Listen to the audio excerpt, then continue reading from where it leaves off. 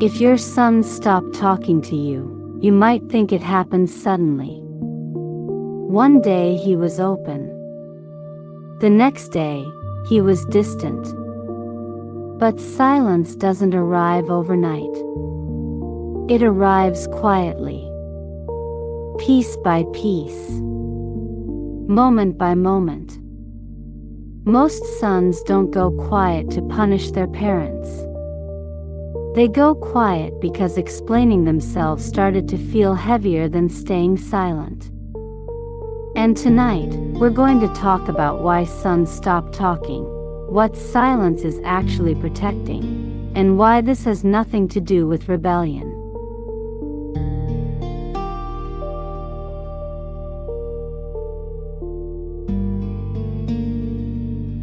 When parents see silence, they often see attitude, disrespect, distance, defiance. But sons experience silence very differently. To many sons, silence means, I don't feel safe enough to explain. Not unsafe in a dramatic way. Not afraid of yelling or punishment. Unsafe in a quieter way. Unsafe to be misunderstood. Unsafe to be minimized. Unsafe to feel like a problem. And when talking repeatedly leads to correction instead of connection, silence starts to feel like the smarter choice.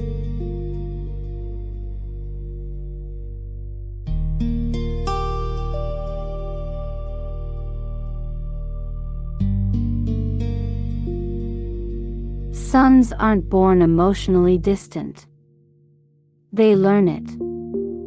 They learn it the first time they cry and are told they're too sensitive. They learn it the first time they share fear and hear solutions instead of understanding.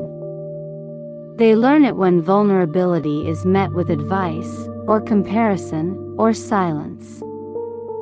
And slowly, their nervous system adjusts. Not consciously. Not dramatically.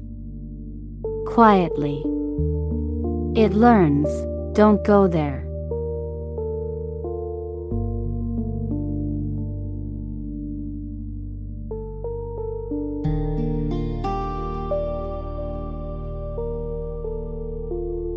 Every silent son has a moment. The first time he closed up. Maybe he shared disappointment. Maybe fear. Maybe confusion. And instead of being met with curiosity, he was met with fixing. Or logic. Or judgment masked as concern.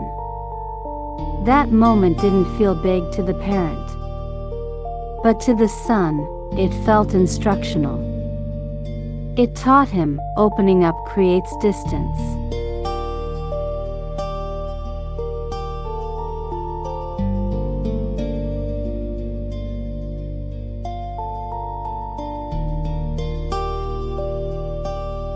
Silence protects sons. It protects them from shame, from disappointment, from feeling like a burden. Talking requires vulnerability. Silence requires nothing. No defense. No explanation. No risk. And over time, silence becomes familiar. Not because it feels good, but because it hurts less.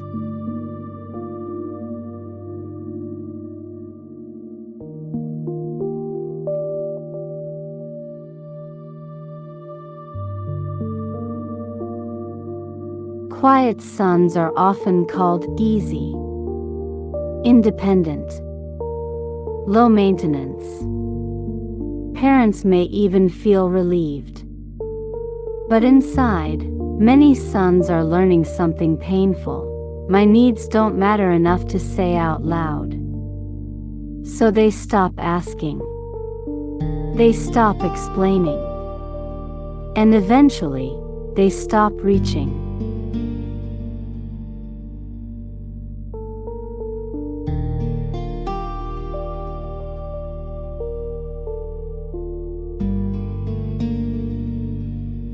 When parents finally notice the silence, they often confront it. Why don't you talk to us anymore? But to a son, that question doesn't feel curious. It feels accusatory. It feels like, what's wrong with you? Pressure doesn't open doors. It closes them.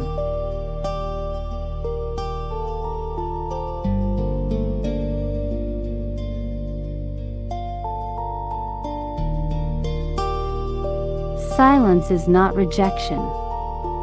It's communication. It's saying, I don't know how to say this without losing you. It's asking for patience, for safety, for space without abandonment. Most sons don't need answers. They need to feel heard without being fixed.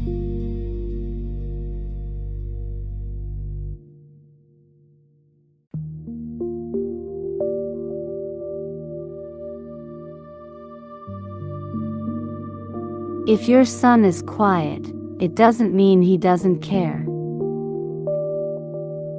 Often, it means he cared deeply, for a long time, without feeling safe enough to speak. And silence became the only way to stay connected without getting hurt.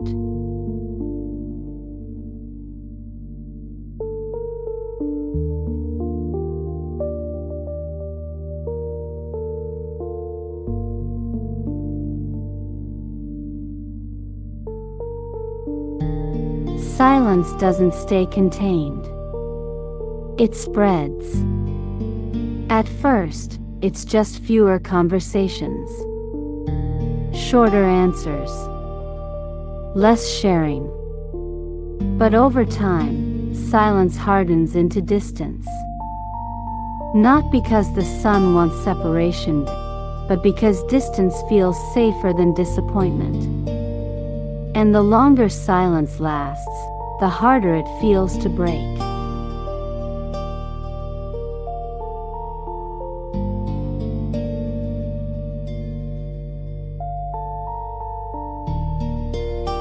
When sons stay quiet long enough, silence stops being something they do. It becomes something they are.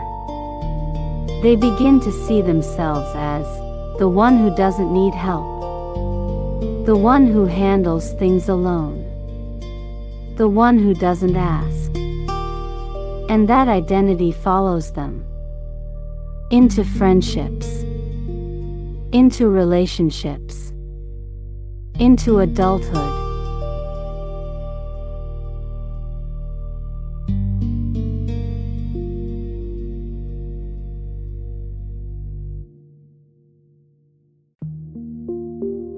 Many parents wonder why their son never comes back emotionally, why he doesn't suddenly open up again. But reopening requires trust, and trust requires evidence. Evidence that this time will be different. Without that, silence feels like the safer bet.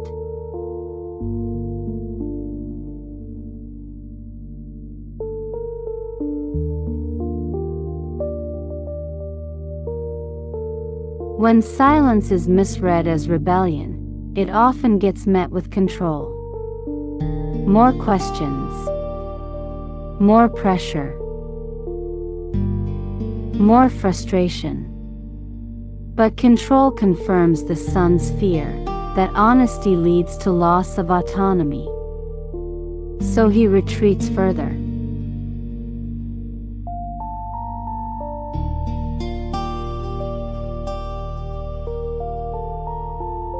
Most sons aren't afraid of talking.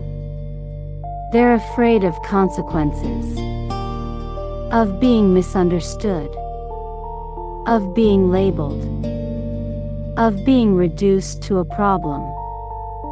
Silence protects them from that risk.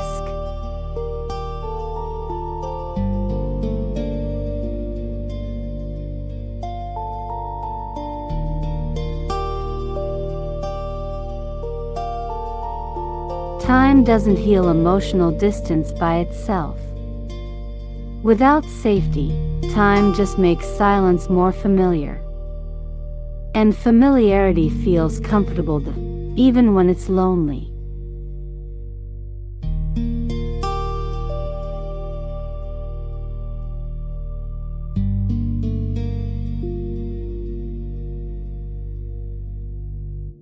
Silence doesn't mean the relationship is over.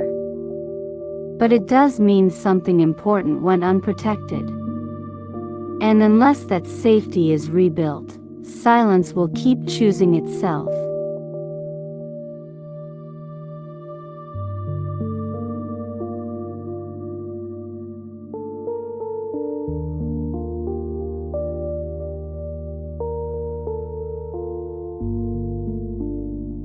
Sometimes silence doesn't stay quiet. Sometimes it leaks out as anger. Short answers. Sarcasm. Irritation over small things. This confuses parents. They think, if he's angry, he must be rebellious. But anger is often the last emotion sons feel allowed to show. Sadness feels weak. Fear feels unsafe. Anger feels justified. So silence and anger often live side by side.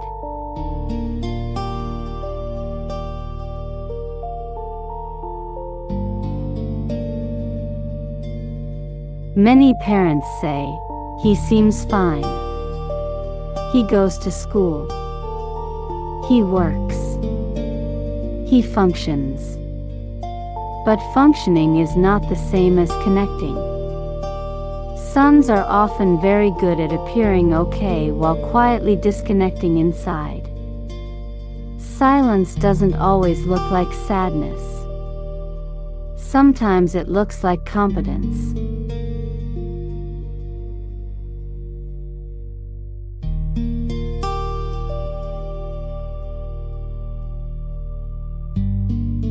Parents often hope silence is a phase.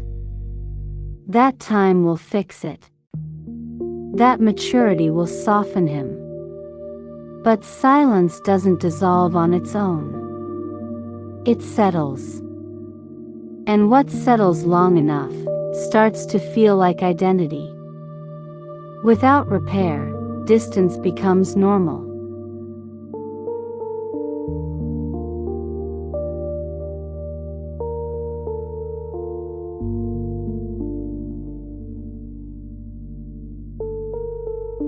When sons finally open up, parents often respond with advice, solutions, fixes, lessons.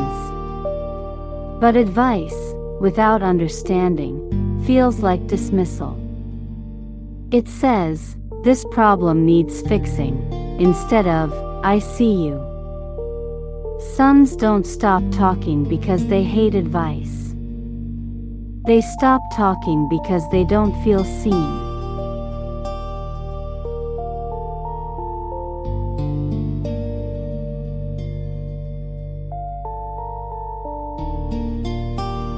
Parents often describe silent sons as avoidant. But avoidance isn't the root. Avoidance is the strategy. The root is fear. Fear of being misunderstood. Fear of disappointing. Fear of opening something that can't be closed again. Silence keeps everything contained.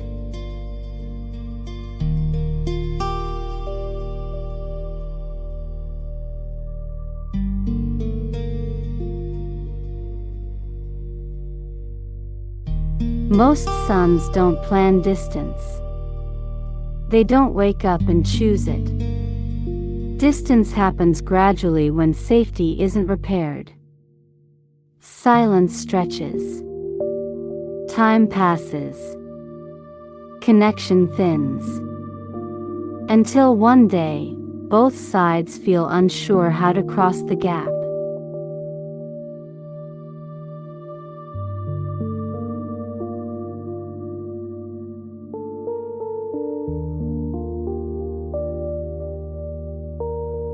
Eventually, parents feel it. The sense of being shut out, of not knowing their own son. That pain is real, and it often comes with guilt. But guilt alone can't fix what safety needs to repair.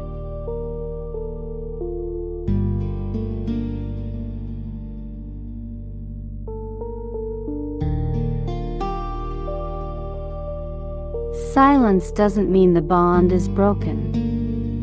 It means it's guarded. And guarded bonds don't heal through pressure. They heal through safety.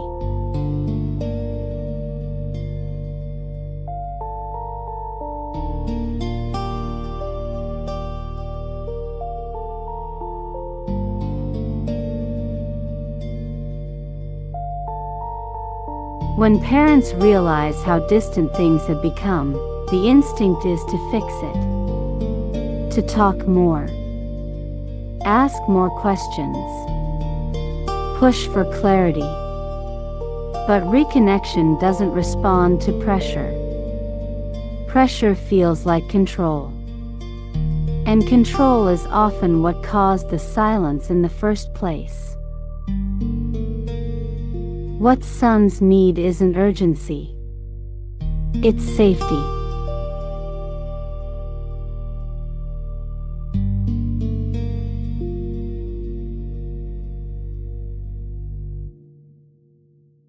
Safety isn't built through speeches. It's built through consistency. Through calm presence. Predictable responses. And emotional restraint. When a son tests the waters with a small comment, how it's received matters more than what's said. No correction. No fixing. No immediate lesson. Just listening.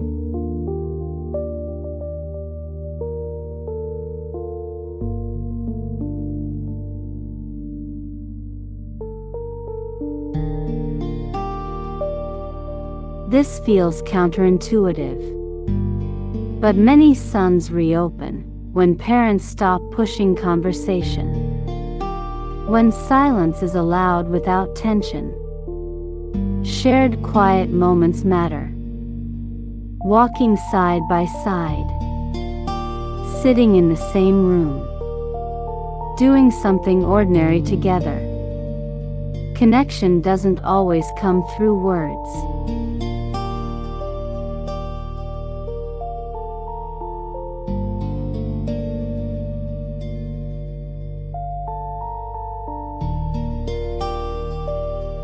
If silence has taken hold, there are things that make it worse.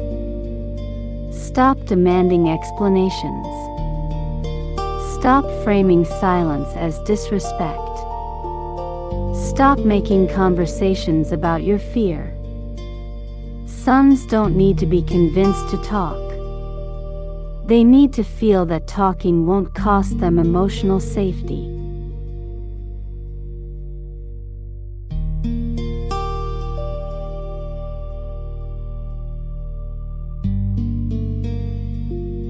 Trust doesn't return all at once. It returns in fragments. A sentence here. A comment there. A shared moment. Each one is a test. Not spoken aloud, but felt.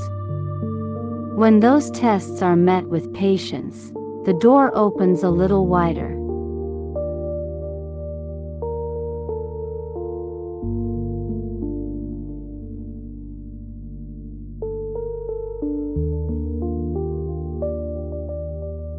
Many parents watching this are carrying regret. Regret for moments missed, words mishandled, opportunities lost. Regret doesn't make you a bad parent. It makes you human. What matters now is not perfection. It's presence.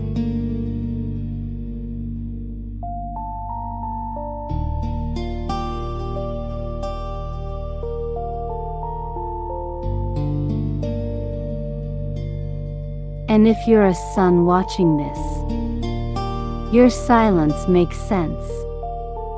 It was a strategy, a protection, a way to survive emotionally. You're not broken, and you're not wrong for needing safety.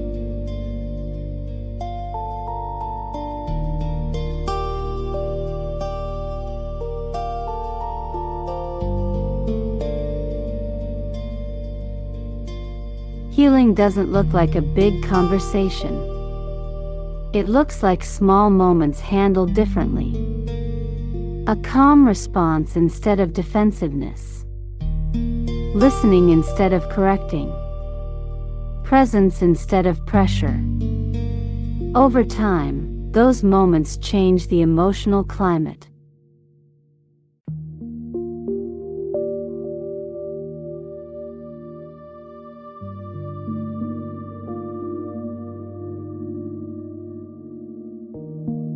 Silence doesn't mean love is gone. It often means love was there, before safety was. And when safety returns, love doesn't need to be rebuilt. It remembers.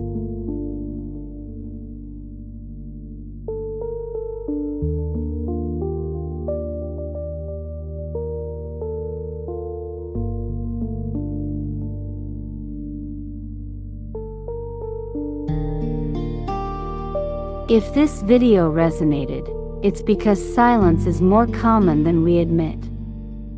And understanding it is the first step toward connection.